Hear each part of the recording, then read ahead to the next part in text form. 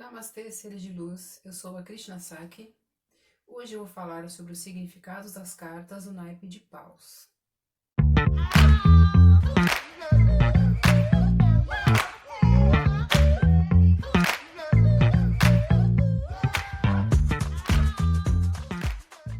Começando de baixo para cima, o naipe de paus representando a plebe, os escravos, a casta mais baixa, os menos favorecidos, né?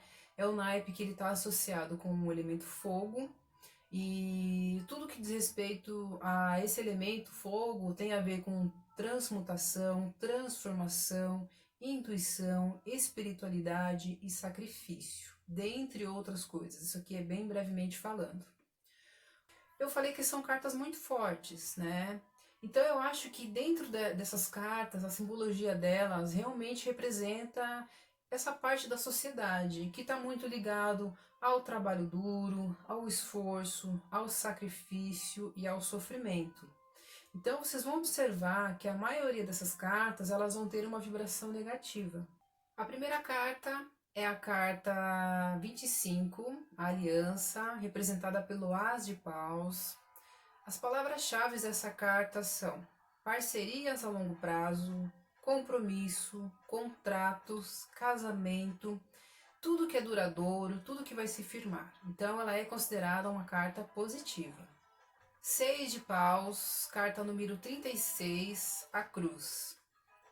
A cruz, ela representa sacrifício, uma vitória que chega através de muito sofrimento. Ela também, em alguns momentos, ela representa religiosidade, a fé, grandes provações. Apesar de todo esse Marte em cima dessa carta, ela é considerada uma carta positiva e responde sim. Carta número 23, os ratos, representado pelo 7 de paus. Os ratos representam roubos, perdas, obsessor, representa um desgaste muito grande, representa assim muitas coisas negativas, doenças degenerativas. Os ratos é uma carta negativa que responde não, se não for a mais negativa do baralho cigano. Carta número 21, a montanha, representada pelo 8 de paus. As palavras-chave dessa carta são desafio, obstáculos, justiça, solidão, e ela é considerada uma carta positiva que responde sim. Carta número 14, a raposa, representada pelo 9 de paus. Palavras-chave: astúcia, traição, armadilha, falsidade. Ela é uma carta negativa que responde não. Carta número 15, o urso, representado pelo 10 de paus. Representa ciúmes, os excessos, obsessão, inveja. Em algumas tiragens também está se referindo à mãe do consulente ou da consulente ou de alguém que esteja na mesa. É uma carta negativa que responde não. Carta número 11, o chicote, representado pelo valete de paus. Palavras-chave dessa carta: briga, confusões, discussões acaloradas.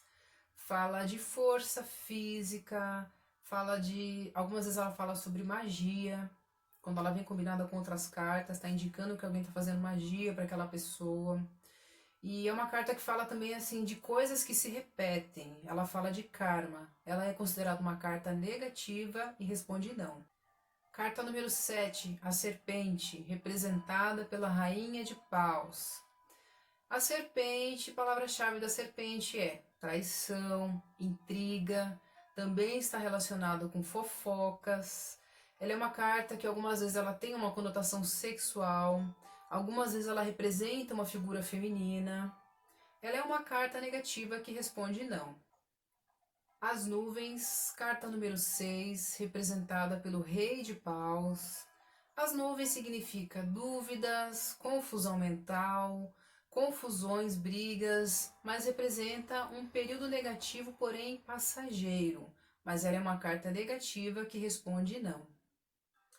É claro que todas as cartas, né, elas têm a sua polaridade positiva também, tá? O que eu estou explicando aqui é de imediato. Quando você olha aquela carta, o que que ela representa? Essas são as palavras-chave, tá?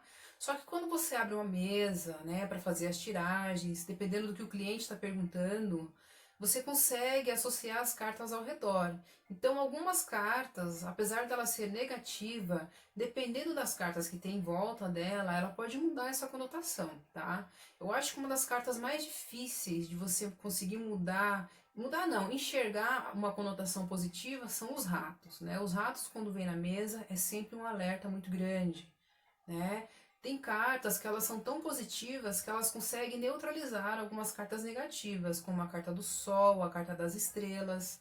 Então, quando a gente chegar nessas cartas, vocês vão entender.